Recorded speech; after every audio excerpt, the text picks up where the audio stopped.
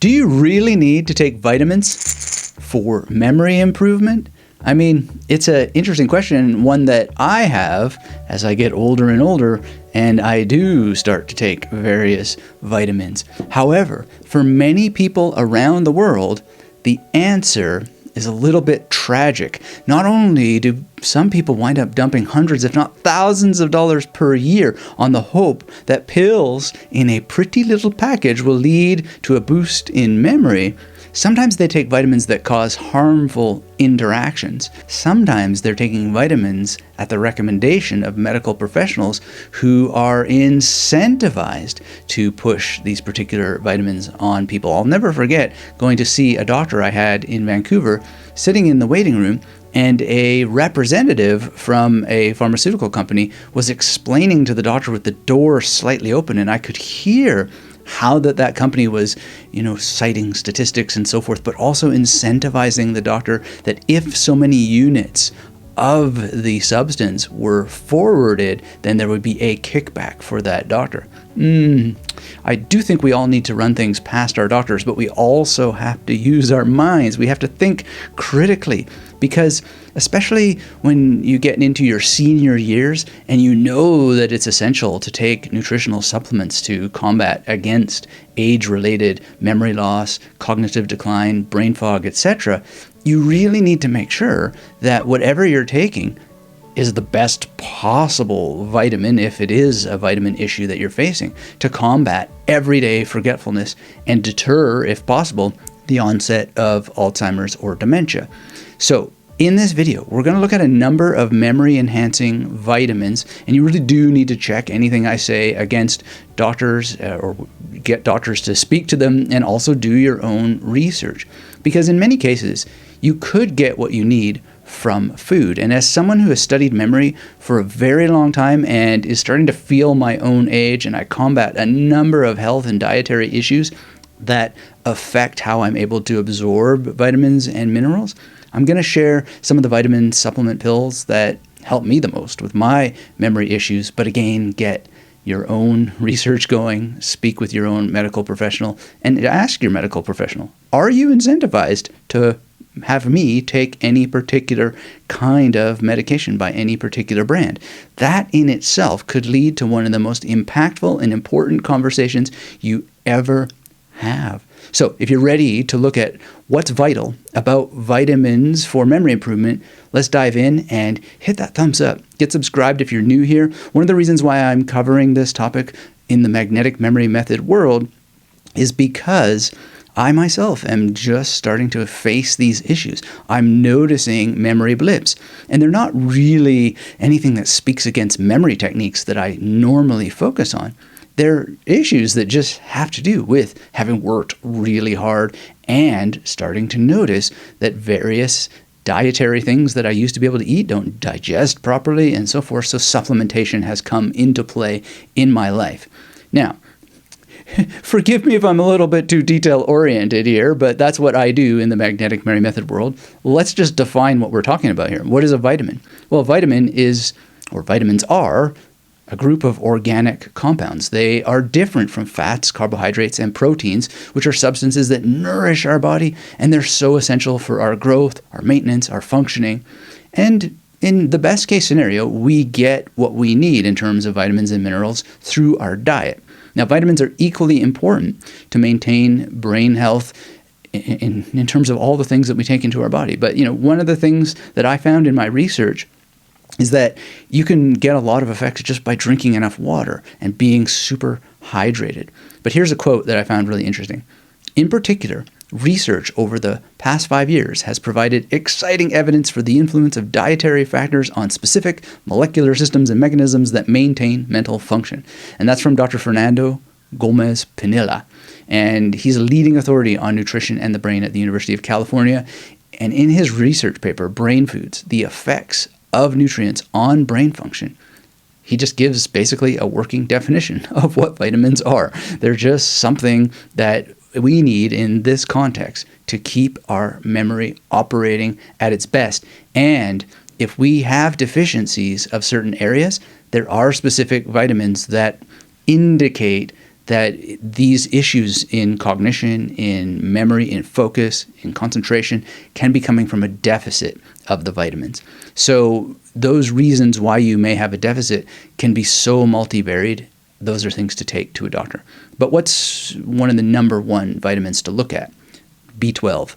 So B12 has been connected with cognitive impairment, and something you definitely don't want to suffer is cognitive impairment.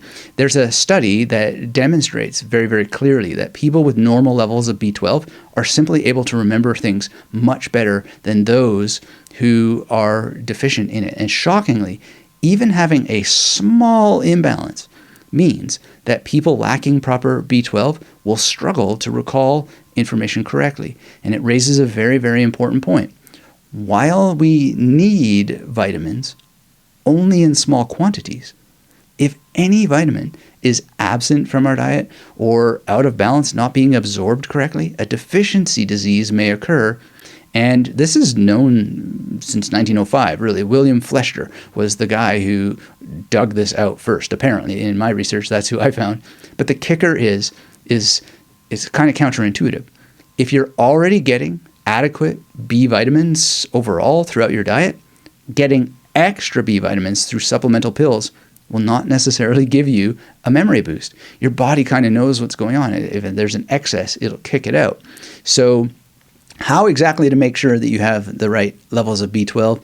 I mean, you've got to think things through holistically and really test. There are all kinds of foods that improve memory, and many of them contain vitamin B12, but there is this kind of area where your body is needing to absorb them. So look into vitamin B12, but just understand that necessarily dosing yourself with extra amounts doesn't mean that your body is actually going to absorb it.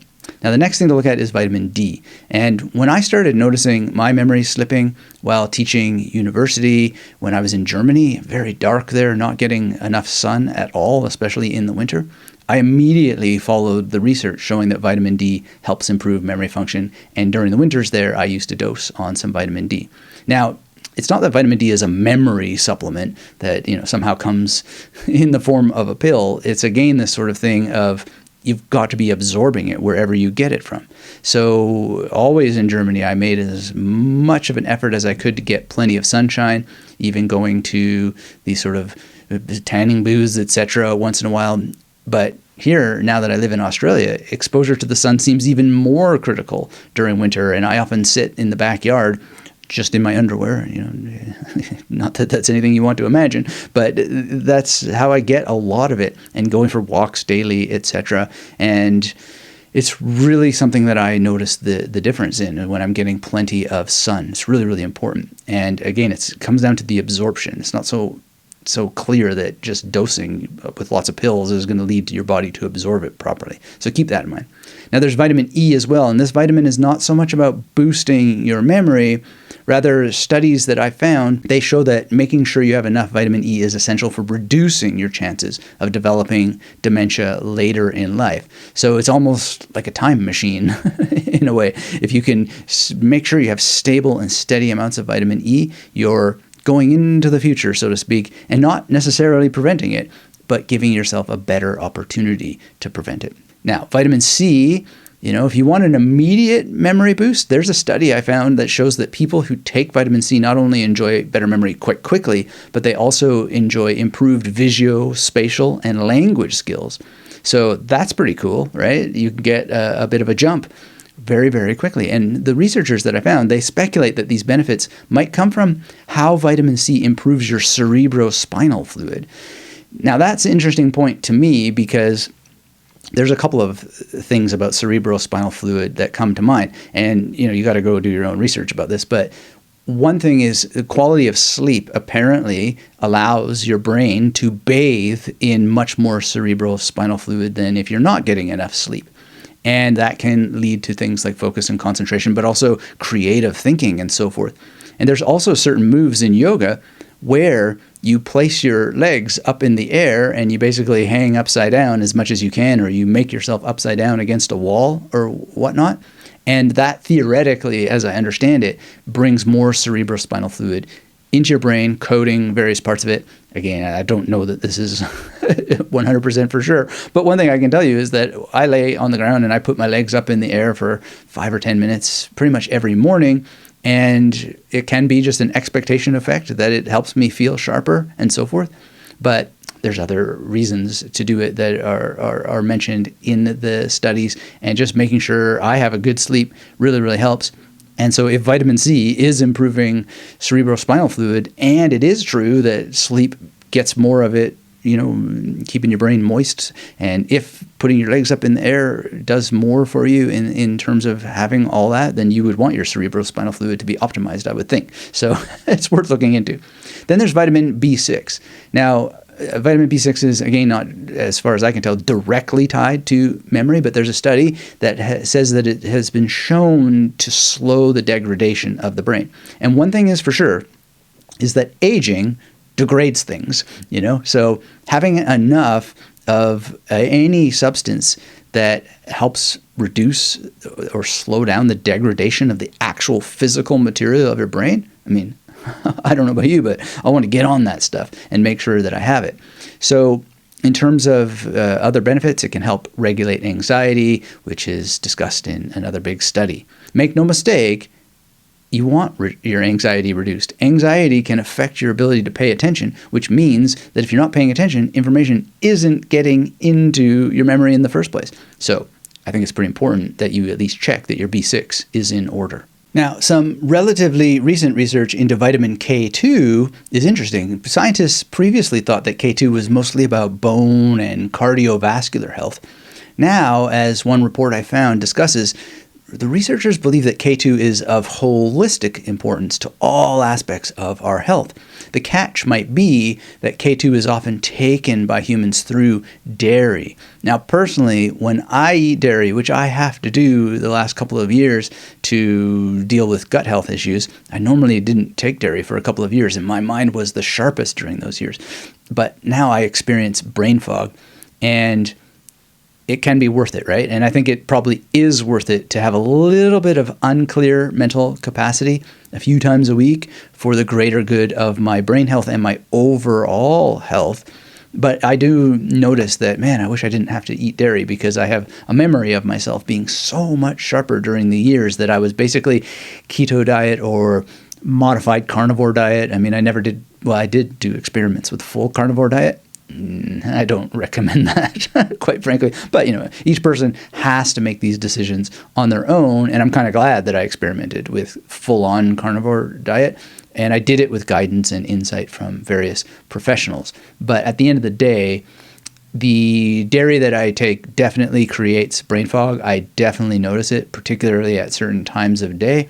But I think the research around this vitamin definitely makes sense in terms of not just having to do with bones and cardiovascular health, but also a holistic approach. And it's definitely been, worth it to me just to restore gut health to have some dairy, even if it's not without its regrets. But as always, check this for yourself. Now, the next vitamin is vitamin A, and the most interesting thing about vitamin A is that it helps learning and how you behave, or so researchers have found. There's a study I found showing that in order to learn properly, we need vitamin A both during our development as kids, but also later as adults, to keep on learning new things, especially skills.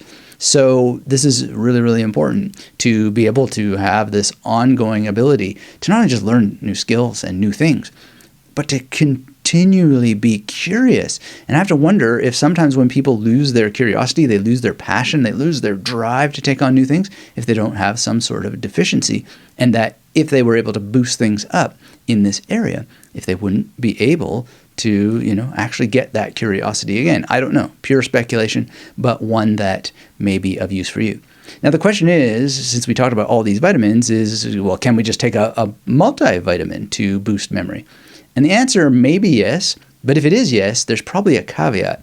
And so there's a study I found where many people experience placebo rather than genuine improvements, or improvements caused genuinely by the multivitamin that they take. Now, marketers know this about placebo, which is why so many vitamins for memory improvement have really allowed the whole supplemental industry to become such a vast industry. In the United States alone, annual sales of all multivitamin and mineral containing supplements totaled $14.3 billion in 2024. Now that's an older study, but nonetheless, I mean, it's probably only gone up since then. And by the way, if you want to know all these studies that I'm referring to, I have all the links over at magneticmarymethod.com on the page for vitamins and memory improvement, and I'll have the link for that below the video if you're watching this on YouTube, or you can just search vitamins for memory improvement and the words magneticmarymethod.com, and it'll come up. Because I think it's really, really important to share all these resources, and in video and audio, it's not that easy to read out these long links, but you don't have to take my word for any of these studies that I'm citing. And I encourage you to follow up and read. And if you don't know how to read scientific studies and so forth, and you want to be able to, one of the things to do is just start practicing reading them. And you can make it a lot more exciting for yourself, the dense and sometimes challenging and, dare I say, even boring information, by using memory techniques, because they give you an image for every letter of the alphabet, an image for every number in the scale of 0 to 9, which then is used to make 19 and 29 and 39 and 99 and 199 and so forth. And you just look at those numbers and everything is exciting, right? That's what the magnetic Mary method does for you. So one of the reasons why I want to talk about the industry itself is because since the 1940s, Americans have been taking multivitamin and mineral supplements like crazy. But to date, there is no, at least as far as I know, no concrete study to substantiate that popping vitamin supplements has really improved memory more than what can be achieved by a healthy diet and exercise, unless you have absorption problems and a doctor has specifically recommended it and you're testing it. And ideally, you're actually journaling how you feel to kind of weed out placebo effects. Or if it is a placebo effect, at least you then know. Because there are also nocebo effects, which is when you start to have negative effects because your brain is just doing things to you. And there's a really interesting book Andy Clark has called The Experience Machine. I'm only just reading it now, but he gets into a lot of these framing effect issues. And so, you know, although more than 1/3 of, let's just say in America, Americans take these supplements, there's not really the scientific and regulatory or marketplace definitions that we would want in order to help people think about it better, to avoid placebo or nocebo. And it really matters because manufacturers decide the types and levels of vitamins and minerals and other ingredients in their supplements based on factors that are not always guided by science or in your best interest. So let's talk a little bit about how to protect yourself from false claims. And it really comes down to a phrase that I've used already before, which is do your own research. And ideally, prepare your mind so you can remember what the research says. That's what memory training is all about, right? Like fact-checking what people and companies claim about their memory vitamins is so important. But it's important that you remember what they say about fish oil and herbs like ginkgo biloba and all these things that are touted to improve memory. And then you go and look for the evidence and you see how the evidence backs up the claims, and maybe you remember the names of the people doing the studies and so forth, right? And maybe you remember some of the details, some of the numbers, some of the facts. There's a 2013 study in the Canadian Medical Association Journal. It found no evidence that drugs, herbal products, or vitamin supplements, including vitamin B6 and omega-3 fatty acids, which are products that are generally thought to help brain function, they didn't really find that it helps prevent memory loss in healthy people, right? Now that's the thing, in healthy people. So the study revealed really that certain treatments actually seem to contribute to cognitive problems. And this is part of the tragedy that I mentioned before. You can take these pills and your body will just dismiss any excess, right? Or if you're having absorption problems, it's not necessarily going to fix the issue, right? So you don't want all kinds of problems, and you don't want your body having to deal with additional substances that aren't helping you. That's the opposite of the goal. And worse, I found in another study, which again you can follow up and read for yourself, where women were given estrogen hormone treatment to improve memory. They actually suffered from higher memory loss over time compared to subjects who had placebos instead of actual memory enhancers. Not only that, but get this. This is really wild. Between 2008 and 2011, the FDA received 6,307 reports of health problems from dietary supplements. And this is from a 2013 report from the Government Accountability Office. That's a lot of problems. Even if that number is exaggerated or it's probably underrepresented, right? The fact that people are trying to learn from smartphones and are constantly bombarded by ads about health and supplements you can take in our age of digital amnesia where people forget things, it only makes matters worse. So there are alternative ways to improve brain function and memory.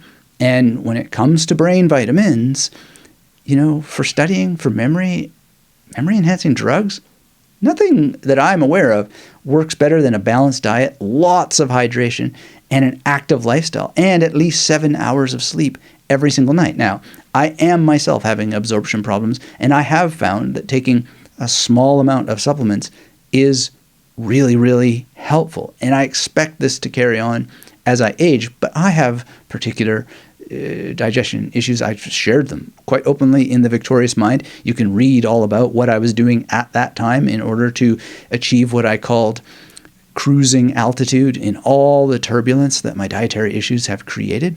And at the end of the day, I still keep it to the bare minimum because really the bare minimum is better because it's hard to find any bottle that doesn't add a gazillion other substances, and I get really, really badly bothered by them. They really affect my mood.